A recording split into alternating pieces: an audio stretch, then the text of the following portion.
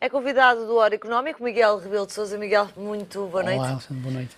Comecemos por olhar para o programa da coligação, são as linhas ainda gerais do programa da coligação. Há aqui algumas novidades, comecemos por esta questão de introduzir um travão à dívida pública. A ideia já foi recusada em tempos por António José Seguro, a coligação volta a ensaiar aqui essa tentativa. É uma medida que lhe parece daquelas para agradar, para encher o olho, ou é uma medida que faz sentido? Antes de mais, é uma medida que o PSD tem vindo a defender nos últimos tempos. Portanto, não me surpreende que venha agora a propor. Agora, também não pode estar à espera que o PS responda de uma maneira diferente à que já respondeu antes. Eu acho que é um bocado difícil de compreender a ideia de meter na Constituição algo que seja um limite à dívida quando nós temos uma herança. Nós não podemos renegar aquilo que já temos e a nossa herança é uma herança pesada. Portanto, as duas uma, ou metemos no nossa Constituição um limite à dívida que é muito superior ao que a gente já tem. Sim. Pode ser uma questão de não pode aumentar mais que X% ao ano, eventualmente. Ter um desenho aqui um bocadinho... Mas mesmo assim, e para isto, do ponto de vista puramente ideológico, mesmo para um governo muito liberal, quando vai constituir uma empresa, não mete nos estatutos quanto é que pode crescer a dívida, não é? Não faz sentido, quer dizer, a pessoa não à partida depende de muitas variáveis. Portanto, estar a dizer que não pode crescer mais a dívida mais do que X% ao ano, sem ao mesmo tempo dizer quais é que são as condições que a pessoa, no fundo, está a considerar para esse crescimento da dívida, porque as condições são muito diferentes e, portanto, pode haver situações em que o crescimento da dívida, porque, mais uma vez, é preciso recordar, também pode ter um efeito virtuoso. Nós não podemos considerar sempre que a dívida é, por si só, uma coisa que seja maléfica, não é? E, portanto, vamos já aqui criar aqui um papão que é não podemos aumentar a dívida. Aumentar a dívida por aumentar a dívida, de facto, é algo que não é de todo recomendável. Mas em algumas circunstâncias, e nós quando pomos na Constituição, nós estamos a ser muito, digamos assim, restritos, nós não estamos aqui a criar nenhum tipo de folga, porque a Constituição é algo que não é para estar a mudar todos os anos, nem de 2 em 2 anos. Aliás, necessita de um certo consenso de 2/3 dos deputados da Assembleia da República para podermos, no fundo, fazer uma nova alteração à Constituição. Portanto, para que estarmos nós a complicar ainda mais a nossa vida, quando nós já dizemos que a Constituição é uma Constituição que é difícil, que é uma Constituição que muitas vezes se alega que é uma Constituição que não ajuda ao crescimento da economia, não ajuda, que eu aliás, não concordo, para que estamos a complicar ainda mais? Eu não vejo qual é que é o benefício que vai trazer para Portugal o inscrever na Constituição um limite ao aumento da dívida. Quando se olha para esta medida e se olha para uma medida, por exemplo, do lado do Partido Socialista, que é o Conselho de Obras Públicas, parece estar aqui a surgir uma certa moda de coisas que deveriam ser do mais elementar bom senso, passam a ser coisas que só funcionam por decreto, no fundo, não é? Quer dizer, também temos que questionar se agora, depois de termos passado por este período em que tivemos cá a Troika, os governantes querem deixar de ter responsabilidade na gestão do governo, não é? Porque se um governo diz e assume que eu vou deixar de decidir sobre obras públicas para passar a haver um conselho de obras públicas em que metemos todos os partidos políticos, qualquer dia vamos chegar à conclusão que para qualquer decisão que diga respeito a Portugal temos de ter um conselho. Uma democracia parlamentar. Uma democracia parlamentar. Voltamos, porque é que não vamos para a Assembleia da República e pedimos à Assembleia da República, decidam vocês. E já agora com 2/3 de maioria, porque a maioria simples não chega. Portanto, acho que aí também são os próprios partidos que estão com receio de tomar decisões que depois a seguir venham a ser criticadas e por essa via começam aqui a criar outras circunstâncias, outras situações em que esperam que haja um consenso alargado para legitimar toda e qualquer decisão. Acho que não faz sentido e acho que o governo tem que assumir as suas decisões e assumir a sua política. Não pode agora dizer que tem uma política e depois a seguir remeter a sua política para um conselho terceiro, sobre o qual não tem capacidade de decisão e esperar que daí venham todos, no fundo, a comungar da sua vontade. Não faz sentido. Não é? Miguel, ainda aqui no tema da dívida, a verdade é que este ponto é um ponto para o qual o Partido Socialista não tem propriamente uma abordagem no seu programa, que amanhã vai à convenção. Terá sido esse também aqui um driver para a coligação falar sobre dívida? Claramente cai um driver. Para além desse driver, há outro driver, que é uma garantia de que não vamos voltar a ter a troika cá em Portugal. Portanto, estas duas variáveis, que é o limitar o crescimento da dívida e, ao mesmo tempo, o dizer nós não vamos querer mais a troika cá em Portugal e garantimos isso, é a tentativa do PSD e do CDS, da coligação, se diferenciar face àquilo que o PSD vindo a apresentar, para dizer nós somos diferentes, porque nós, vejam bem, nós até dizemos que não queremos aumentar a dívida. O PS não diz nada sobre isso. Nós até dizemos que não queremos mais a troika. O PS não fala sobre o assunto. Portanto, criam aqui, no fundo, umas bandeiras, que são aquelas bandeiras que me parece que é aquelas que o Governo se prepara para apresentar nos próximos meses, como sendo a diferenciação. Nós já não queremos voltar a um passado. E o PS representa esse passado. Acho que é essa a mensagem que quer passar. Chega ou é curto? Não, é claramente curto. É claramente curto, porque se não diz nada sobre o que é que propõe, não é? As próprias linhas de orientação que ontem foram apresentadas são de tal maneira vagas que uma pessoa, eu diria que 75% do eleitorado português conseguia rever-se naquilo, de uma certa forma, não é? Mas o problema é que aquilo está de tal maneira vago e tão pouco concreto que nós daí perguntamos várias perguntas e essas perguntas é que precisavam de ser respondidas e não são. Por exemplo, então façamos algumas perguntas. Crescimento de 2 a 3%. É um crescimento que é claramente elevado, porque também é a média, era a média para os próximos 4 anos, se não me engano. Precisamente. É uma média que precisávamos perceber como lá vamos chegar, não basta dizer. 2 a 3% é bastante diferente. Ter uma média de 2% é uma média de 3%. E, portanto, nós, para conseguirmos atingir uma média dessa envergadura, tínhamos que perceber quais é que são as alavancas de crescimento da economia portuguesa. E até agora, pela informação que foi ontem apresentada, nós não conseguimos vislumbrá-la. Também já sei, provavelmente, que a Alexandra vai dizer, então e do lado do PS também não apresentam uma proposta semelhante. Mas estão lá as medidas de como é que eles acreditam que podem chegar lá. São também medidas que são talvez um bocadinho, eu diria, demasiado crentes, que a forma como a economia irá responder ao estímulo que o PS propõe vai ser muito melhor do que aquilo que as pessoas, se calhar, a maior parte das pessoas poderia esperar. E, portanto, essa crença na resposta e na forma como a economia vai responder é muito mais elevada do que aquilo que, se calhar, eu diria que seja possível. O outro ponto que fica também sem resposta, ou pelo menos a resposta é, não damos resposta para já, Sim. é o tema da segurança social. De facto, Certo. aquilo que Paulo Portas veio ontem dizer é reformas da segurança social dependem de consensos, não queremos limitar nem condicionar a discussão, com a garantia de que o Tribunal Constitucional e as regras do Tribunal Constitucional serão respeitadas. Bem, a partir do momento em que espera que haja um consenso, é provável, e diríamos nós que é bastante provável, que o Tribunal Constitucional não tivesse razões para pôr em causa essas medidas, não é? É preciso perceber que esse consenso, para ser atingido, é uma coisa que é bastante complicada, porque o consenso que o PSD aqui fala é um consenso que automaticamente envolve o Partido Socialista. O Partido Socialista, as medidas que apresenta não estão na mesma direção que apresentaria o PSD se quisesse apresentar, que não as apresentou. Não é? O PSD o que fez foi dizer, eu remeto para uma discussão a posteriori. Faz sentido, ou seja, era politicamente defensável e se calhar economicamente defensável, melhor perguntado, um partido apresentar-se a eleições sem dizer como é que se propõe resolver um dos problemas fundamentais da economia Eu acho que, portuguesa. acima de tudo, para um partido que está há 4 anos no governo, para uma coligação que está há 4 anos no governo, quem conhece melhor a real situação da segurança social é a coligação. E se a coligação está numa situação em que, há 4, 5 meses das eleições, pura e simplesmente não apresenta medidas em concreto e remete para uma discussão posterior, quer dizer, não augura nada de espetacular, não é? Nós não ficamos muito confiantes em relação àquilo que podemos esperar, porque, no fundo, eles não têm grande confiança sobre aquilo que deveria ser o caminho e as medidas que devem, no fundo, ser aplicadas para poder chegar a esse caminho. Por isso, eu acho que, de facto, é uma lacuna grande. É uma lacuna que o Governo vai tentar jogar com dizendo não é a altura. Isto depois de há 2 semanas ter dito que era preciso um consenso alargado e, portanto, era bom e convidava já o PS para discutir. O PS disse não é a altura para discutir. O PS disse mais, o PS disse, sim senhora, nós discutimos se conhecemos as vossas propostas. Pois, exatamente. Até foi, para ser mais preciso, foi isso mesmo que o PS disse.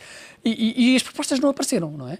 Portanto, agora estar a remeter para uma futura discussão é, no fundo, a querer dizer não, nós agora vamos abafar este tema, não se fala neste tema, porque, de facto, é prematuro. Temos que ter um consenso alargado, portanto, para que estarmos aqui a degladiar-nos com argumentos, vamos a deixar para depois das eleições a gente discute. Ora, depois das eleições a gente discute, nós não sabemos em que é que a gente está a acreditar, não é? Portanto, não faz sentido nenhum, acho que os portugueses merecem, e acima de tudo os portugueses têm expectativas essas que decorrem de 4 anos de austeridade, e ao final desses 4 anos, a expectativa que existe é uma. Mas, ao mesmo tempo, como está discursos dissonantes no próprio Governo, fica uma grande dúvida sobre aquilo que o Governo pensa sobre a situação. E o Governo, quando digo o Governo, não é tanto Pedro Mota Soares ou Maria Luísa Albuquerque, é Pedro Passos Coelho e Paulo Portas. E esses é que são as pessoas que têm que dizer aquilo que querem e, no fundo, defendem que vai acontecer nos próximos anos. Se eles se remetem ao silêncio, não é possível haver qualquer tipo de negociação, nem sequer discussão com o PS. Nem agora, nem durante a próxima campanha eleitoral. No fundo, é isto o objetivo, é não falar do tema. Só que, quer dizer, é um tema que é incontornável. E entre o não dizer o que se vai fazer às pensões e dizer-se o que é que se vai fazer, mas ficarmos com a sensação que não é suficiente, o que é preferível? Em que é que acredita que os portugueses vão... Eu diria que, acima de tudo, há aqui 2 questões. Uma é o Governo, por simplesmente, se retira da discussão. o PS apresentou algumas medidas e agora fica numa situação um bocado estranha. Então eu apresento medidas para discussão e depois a seguir não há nada com que eu possa rebater, porque no fundo eu tenho que ter uma alternativa para a gente poder discutir e portanto fica sem alternativa para discutir. Também é verdade que isto é um pré-programa, não é? É um pré-programa. Portanto, havemos de esperar nas próximas semanas, eventualmente, antes do verão, diria eu, que haja alguma novidade em relação ao programa eleitoral da coligação. Supostamente é apresentado até ao final deste mês. Pronto, portanto, vamos esperar, pode ser que aí já haja alguma novidade. Em todo o caso, é verdade que fica numa situação um bocadinho estranha, quem está em casa, não é? Porque quem está em casa houve as alternativas do PS, houve alternativas à esquerda do PS, porque também aparecem as forças políticas à esquerda do PS a dizer aquilo que defendiam, que não é novidade nenhuma, é aquilo que já defenderam nos últimos anos. E, no fundo, fica-se aqui uma dúvida, mas será que há algum tipo de possibilidade de aproximação ou não? Eu diria que muito dificilmente, antes de mais nada. Mas, ao mesmo tempo, também as pessoas ficam com dúvidas sobre aquilo que o PS apresenta como sendo execuível. É execuível ou não é execuível? Eu diria que também tenho algumas dúvidas, porque, de facto, acho que todo o pacote de medidas que o PS apresenta é um pacote que se sustenta num crescimento económico que, para mim, me parece que está ainda um bocadinho coxo. Ou seja, acho que nós precisávamos também, do lado do investimento, propriamente dito, do lado da oferta, do lado das empresas, nós sentimos que há ali algum tipo de... Parece justamente ser essa a diferença entre a coligação e o Partido Socialista. Como é que se olha para a questão do crescimento? Se pelo lado da procura, no caso do PS, se pelo lado da oferta, no caso da coligação. E nesse campo, nestas linhas gerais, há o compromisso para manter aquilo que era uma das reformas que tinha tido inicialmente o acordo do Partido Socialista, que é a reforma do IRC, ou seja, continuar com os cortes. Este tema também é um tema relevante, quando um dos principais problemas que acusam Portugal é de falta de previsibilidade fiscal. É relevante, mas é o mais fácil de resolver, porque já há um consenso relativamente alargado, apesar do PS depois ter dito que... E neste caso, neste programa já está um também... aumento, já não cai o IRC e há uma consignação dessa receita à Segurança Social como fonte de financiamento. É verdade. Mas em todo o caso, há uma visão que é relativamente, que apesar do PS, da coligação, defender a redução, exatamente da forma como foi aprovada naquele acordo que fez com o PS de António José Seguro, o PS o que faz é sempre não onerar mais o IRC e, portanto, salvaguardar que, em termos de IRC, é preciso garantir que haja aqui alguma estabilidade. A verdade seja dita, não é reduzindo o IRC da forma como a coligação defende, mas para lá, de alguma forma, acaba por ser mais próximo, digamos assim, do que noutras áreas. Eu acho que a reforma do IRC é capaz por ser a questão menor no meio disto tudo. Porque há várias outras dúvidas que se levantam, nomeadamente no que diz respeito à forma como vai ser a performance e a evolução das receitas públicas e da própria despesa, não é? Porque no PS nós não ficamos muito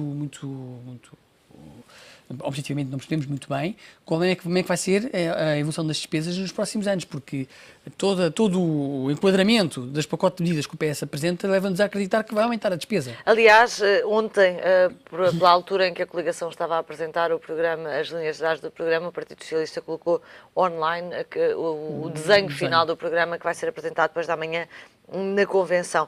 Deixa cair algumas medidas, antes de irmos a essas, vamos àquelas que de facto não avançam, que de facto avançam, nomeadamente o descongelamento de carreiras na função pública a partir de 2018. E já tem do lado do Partido Socialista também um processo mais acelerado de evolução, quer da sobretaxa, quer também da reposição dos salários da função pública. São medidas que de facto vão à despesa. Objetivamente, é verdade. Não há outra forma de o dizer. São medidas que também, por um lado, as próprias as pessoas, os funcionários públicos e a grande parte da população, de alguma forma, também anseia, não é? Portanto, isto aqui também vai um bocadinho de encontro àquilo que é a expectativa da maior parte dos eleitores portugueses. É verdade que prevê um aumento de despesa, isso aí é inexorável. Também é verdade que a lógica que está por trás desta medida é muito simples, é dizer que nós com isto estamos a devolver rendimento disponível às famílias e as famílias com esse rendimento disponível vão voltar a consumir, o aumento do consumo vai gerar um aumento de investimentos, o aumento de investimento esse que vai gerar aumento de empregos e por essa via nós vamos conseguir também aumentar a receita fiscal. Isto aqui é algo que nós já vimos no passado acontecer, várias vezes já foi proposto e já foi até implementado. Também, é preciso dizê-lo, curto no que diz respeito à forma como nós esperamos que seja a evolução da economia portuguesa, porque é a crença de que, no fundo, o aumento do consumo disponível das famílias vai resultar de uma forma quase imediata no aumento das receitas fiscais e do crescimento da economia. E, não, como nós sabemos, isto não funciona da mesma maneira, não é tão imediato. É preciso saber qual é que é a velocidade desse crescimento face à velocidade da despesa, de que forma é que vamos financiar. E o efeito, eventualmente, de ano para ano, perde-se em termos de crescimento do PIB, não é? É verdade, perde-se, sim, senhor. E esse é outro fator que também convinha percebermos como é que as propostas que o PS apresenta se conjugam a partir do momento em que não há nenhum tipo de medidas do lado da própria oferta. Portanto, eu penso que aqui, como em tudo na vida, é preciso haver um certo equilíbrio, não é? Enquanto que o PSD está excessivamente orientado à oferta e o PS está excessivamente orientado à procura, o que faz sentido é perceber que é preciso implementar medidas de um lado e do outro, de forma a conseguir garantir que, por um lado, conseguimos de facto aumentar o consumo disponível das famílias, que é necessário e é urgente, mas ao mesmo tempo não podemos esquecer que as próprias empresas precisam de ganhar essa confiança para poderem também investir. E contratar. E contratar, claro. Também ainda aqui no programa da coligação, Miguel, temos um compromisso para baixar a taxa de desemprego para um valor próximo da média europeia, portanto está atualmente nos 13%, chegar aqui aos 10%, mas não há uma quantificação, há uma ideia de descer para a média europeia. Certo. É prudente? Repara, de facto, as medidas que foram apresentadas foram de tal maneira abrangentes e de tal maneira vagas que nós não conseguimos retirar daqui grandes conclusões sobre como é que vamos fazer, quando, de que forma e o que é que se espera, porque não há um enquadramento macroeconómico, antes de mais nada. Ninguém disse em lado nenhum qual é que é o enquadramento macroeconómico e que isso vai acontecer. Só a questão dos 2 ou 3% de crescimento. 2 a 3% de crescimento. Bem, mas, por exemplo, qual é que é a taxa de crescimento que se espera para a Europa nos próximos anos? Qual é que é a taxa de crescimento que se espera para os Estados Unidos? Por exemplo, a taxa de câmbio que estamos a considerar para estes próximos anos. Isto são tudo variáveis que em qualquer orçamento de Estado são essenciais para percebermos se o enquadramento macroeconómico é ou não é viável, e nós aqui não podemos estar à espera de um enquadramento macroeconómico muito afinado, mas temos que perceber minimamente em que contexto é que estamos a falar. Quer dizer, qual é que é a média da taxa de desemprego para a Europa que se está a esperar nos próximos anos? Não foi referida, não é? Portanto, nós estamos aqui numa situação que parece bem, sim senhor, descer para a taxa média europeia, da União Europeia é uma coisa que qualquer um de nós estaria de acordo, à partida, mas, quer dizer, é muito curto e é muito pouco para podermos fazer qualquer tipo de análise. Miguel, olhamos agora para o programa que o Partido Socialista colocou então online. Sim. Caem aqui algumas questões, nomeadamente na questão do salário mínimo nacional. Há um compromisso para descer, mas desaparecem os valores. Para subir. Para subir, certo. Desculpa, mas desaparecem os valores. Mais uma vez, voltamos ao mesmo, é mais fácil. O PS no passado tinha falado num valor em alguns momentos, o Dr. António Costa tinha falado em 520 euros. 520 euros por mês. É mais fácil não se comprometer, não é?